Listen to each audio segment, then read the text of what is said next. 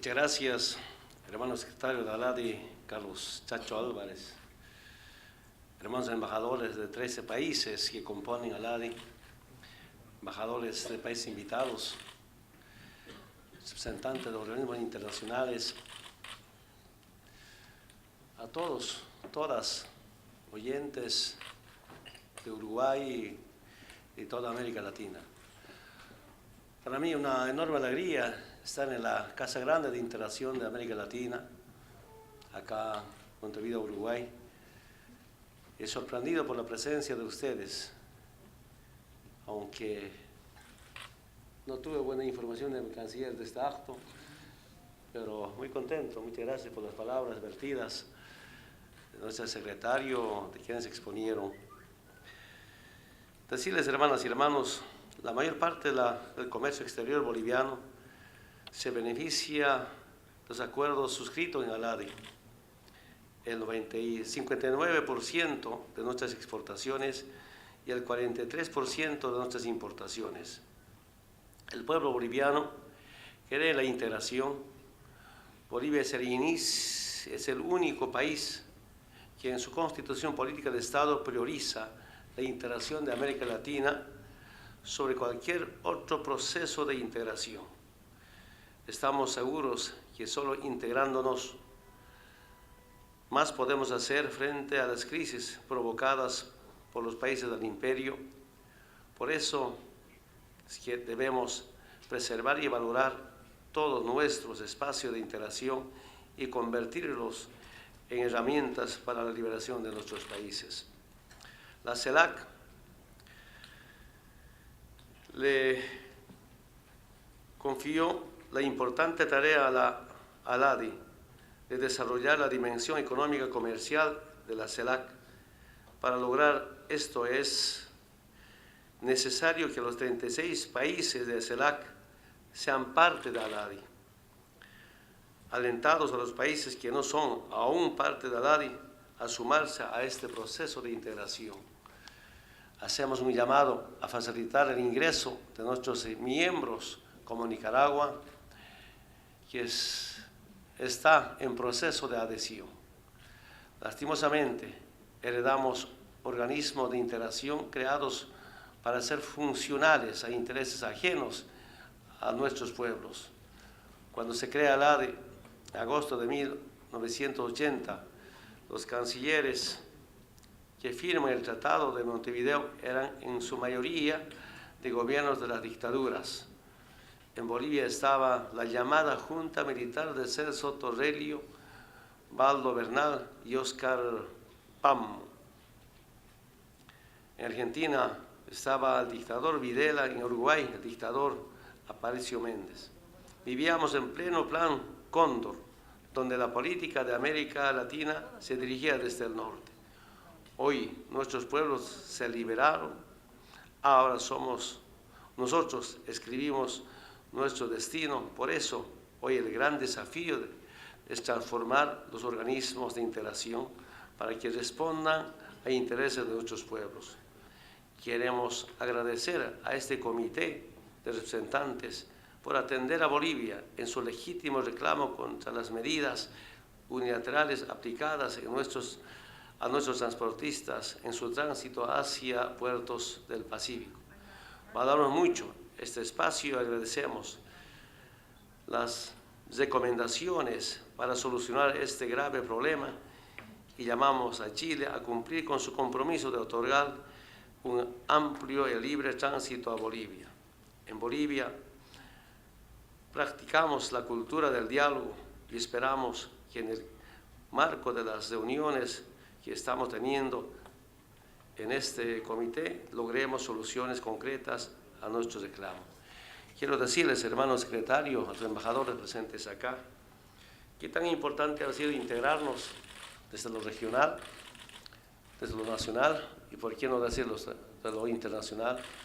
Saludamos a nuestros expresidentes como Lula, como Néstor Kirchner, como Hugo Chávez, grandes hombres que gestaron una gran interacción. Estoy convencido que hemos sido parte del la integración de Sudamericana, también de CELAC.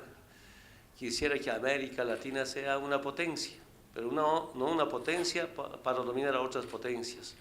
Una potencia, sobre todo, por la paz, una potencia por la vida, por la humanidad, una potencia para compartir lo poco que tenemos con otros continentes si fuera necesario. Yo estoy convencido que la unidad, no solamente de carácter nacional, sino latinoamericana, será tan importante para la liberación de nuestros pueblos. Ustedes saben, hermanas y hermanos, venimos de tan abajo, entendiendo, conociendo cómo la pobreza.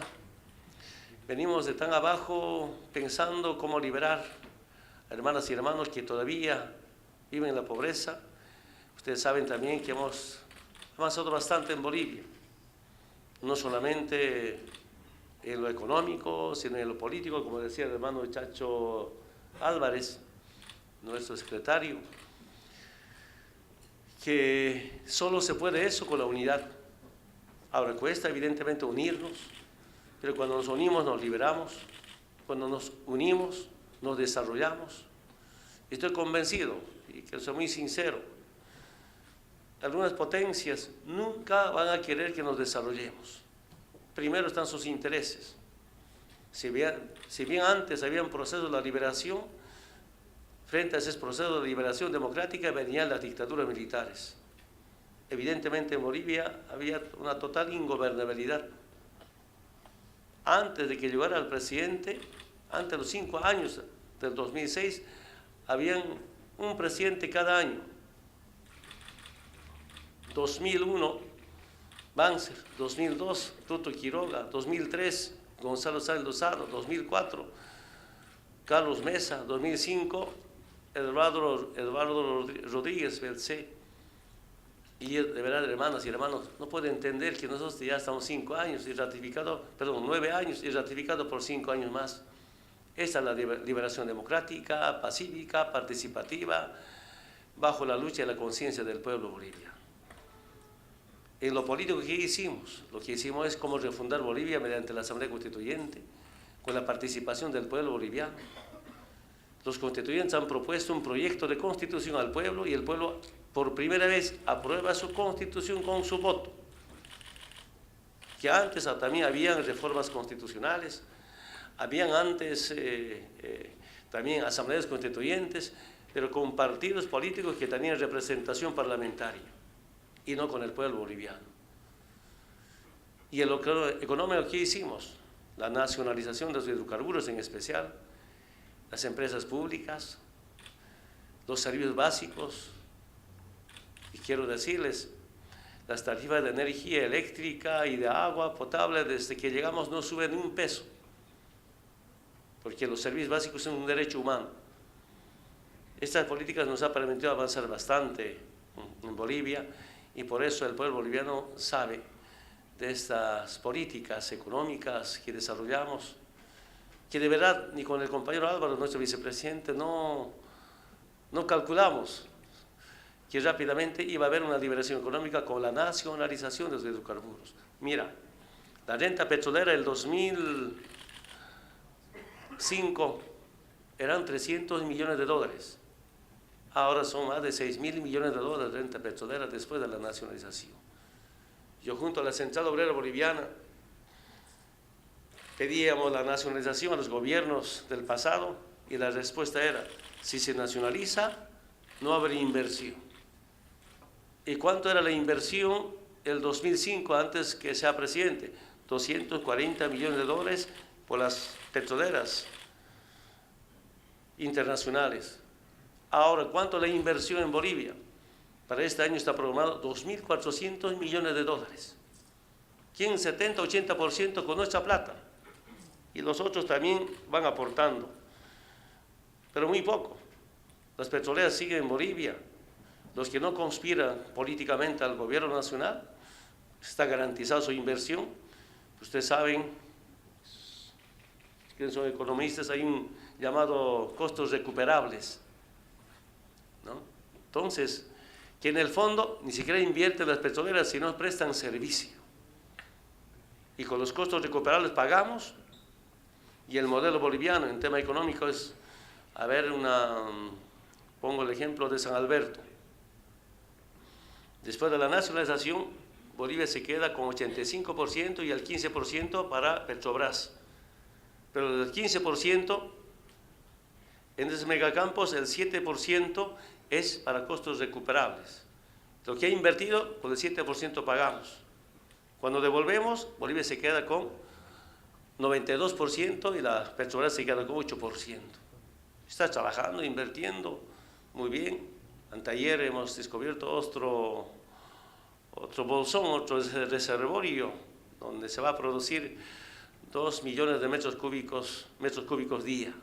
Estamos contentos, es la inversión, está previsto más inversión para garantizar energía al pueblo boliviano. ¿Pero qué hicimos? Antes la economía nacional, antes estos recursos económicos, ¿qué hacían? Se exportaban y se privatizaban. Es decir, las transnacionales se lo llevaban, porque antes quedaba 82% para la empresa petrolera y el 18% para los bolivianos. Y ahora todo lo contrario. Aunque tenemos problemas en líquidos, en combustible, importamos todavía diésel, gasolina, también importamos bastante, una subvención, vamos a terminar el tema de gasolina, está previsto para este año. Diésel todavía está difícil, estamos en algunas exploraciones. Es decir, hermanas y hermanos, gracias también a la participación de la comunidad internacional, organismos internacionales. Vamos bien, yo diría, porque qué tan importante ha sido sentir por las familias que nunca han tenido oportunidad. ¿Y cómo se siente eso? Con la redistribución de la riqueza.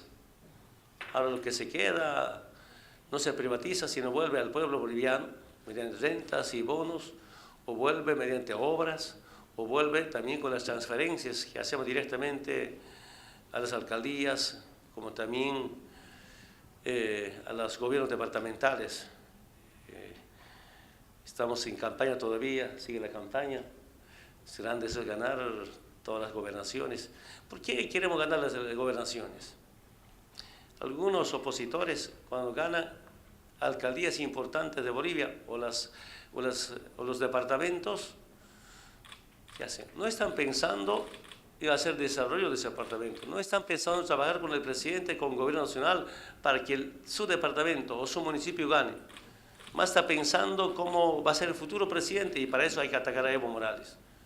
¿Y hay quien pierde? Pierde el pueblo, como es que pierde Evo. Ustedes saben que hemos enfrentado revocatorios, golpes de Estado, conspiraciones internas y externas, pero también, con mucho respeto, si está el embajador de Estados Unidos por acá, sin el embajador de Estados Unidos estamos mejor políticamente y democráticamente. Un víctima de las dictaduras militares, exilado, me dijo: Evo, cuídese de la embajada de Estados Unidos. Yo preguntaba por qué. Solo en Estados Unidos nunca ha habido golpe de Estado porque no hay un embajador de Estados Unidos en Estados Unidos. Es que de verdad, ¿no? Hemos soportado muchas conspiraciones y por eso, con mucha firmeza digo, estamos mejor. Queremos relaciones bilaterales con Estados Unidos, que mejor Chacho sea el enlace para reponer, pero siempre y cuando que haya respeto.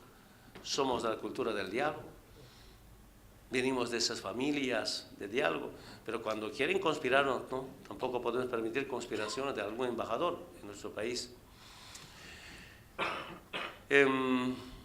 Entonces, hermanas y hermanos, yo mismo quiero decirles con mucha sinceridad, sorprendido los resultados económicos, sociales, y el pueblo boliviano nos ha confiado 5 años más. Quisiera componer, Chacho, con su conocimiento, a todos ustedes, acompañen este proceso. Si hay un proceso de liberación económica también, gracias a quienes nos hemos liberado de esos organismos internacionales que imponían políticas económicas, que chantajeaban a los gobiernos. Yo con lástima reviso algunos periódicos de antes, ¿qué decía? Los gobiernos de antes. El programa nacional ya está preparado y esperamos la bendición del Fondo Monetario Internacional. Está en primer plano de los periódicos. Cuando ganamos las elecciones de presidente electo en 2005, me buscaron Banco Mundial, me buscaron Fondo Monetario Internacional. especie de una pulseta, que ahora este indio, a ver, yo dije, aquí nosotros vamos a decir nuestras políticas económicas, si apoyan, apoyan, si nos respaldan, nos respaldan. Pero quiero decirles que evidentemente algunas políticas sociales nos salvó, porque recién estuvimos empezando. Yo decía en algún momento, hasta para ser sindicalista, para ser dirigente sindical, me llevaron a algunos talleres, seminarios, para ser presidente nada, cero. Y tenía mucha duda también, de cómo empezar la gestión correspondiente, pero también mucha confianza en nosotros mismos, en nuestro pueblo, y que nos ayudó, debe reconocer, hermanos cubanos, hermanos venezolanos, Fidel, Hugo, Fidel con Misión Milagro, ¿no? Ese programa social es tan importante para fortalecernos, con la campaña de alfabetización, Yo sí puedo. Primeros programas sociales hemos empezado con cooperación. Y después de la nacionalización del 1 de mayo del 2006, ya no ha habido mucho problema. Me acuerdo siempre, porque los presidentes, los gobiernos antes, en septiembre, octubre, rumbo a Estados Unidos para prestarse plata para pagar aguinaldos, en especial, hasta sueldos. Creo que entre octubre, septiembre, me revisamos los datos económicos con Álvaro. No faltaba plata, no teníamos que prestarnos para pagar aguinaldos. Nos ha sorprendido, sobraba plata así. Como sobraba, con eso rápidamente hemos creado el bono Juancito Pinto, un bono escolar para evitar la deserción escolar. Repito, no éramos expertos, ¿no? Que trabajar, a ver cómo juntar plata, de dónde recuperar plata. Nos ha sorprendido. Aunque teníamos diferencia con algunos ministros, decía, si creamos bono Juancito Pinto, ese bono escolar, va a haber inflación. Tampoco los ministros que eran expertos, tenían mucho miedo. Sin embargo, no pasó nada. Así nos hemos liberado, y qué tan importante ha sido liberarnos de estos organismos internacionales. Después, el primero en sumarse ha sido Banco Mundial, me visitó, creo que en el 2007 dijo, presidente, nosotros vamos a apoyar al Programa Nacional de Desarrollo planteado por el Gobierno Nacional. Saludamos, bienvenido, cualquier cooperación, cualquier recomendación en temas económicos. Estamos planificando, organizando, a ver cómo este año seguir creciendo, eso es como inversión, pero sin descuidar el aspecto social, la responsabilidad laboral. Siempre combinamos eso, y eso también nos ha ayudado bastante para tener estabilidad social. Estabilidad social convertida en una estabilidad política, y estabilidad política convertida en una estabilidad económica y con crecimiento. Y uno sabía, ustedes saben, no era experto, pero obligado a aprender, cuando uno siente por sus hermanos, hermanas, pero cuando sentimos los políticos que la política es ciencia del servicio o ciencia de servir al pueblo, y no la política como beneficio, no la política como negocio, condenamos eso. No la política en familia, nunca hice eso. Condené cuando era diputado, aunque acabé expulsado del Congreso, condenando porque papá presidente, hijos parlamentarios, papá presidente, hermano contralor, hija diputada, yerno dueño del palacio. Eso era el negocio en familia. Nunca hicimos eso, aunque mi familia como estaría vetado políticamente, mientras esté presidente, autoridad principal, acompañar a la hermana, el hermano, pero en familia jamás.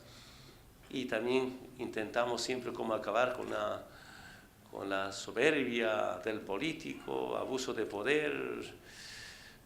Tan importante había sido estar junto al pueblo, entender sus demandas y atender las demandas que tiene su pueblo. Una pequeña experiencia, compañero Chacho, y a todos los embajadores. Muchas gracias por esta invitación, muy contento, de verdad sorprendido por este acto. Muchísimas gracias.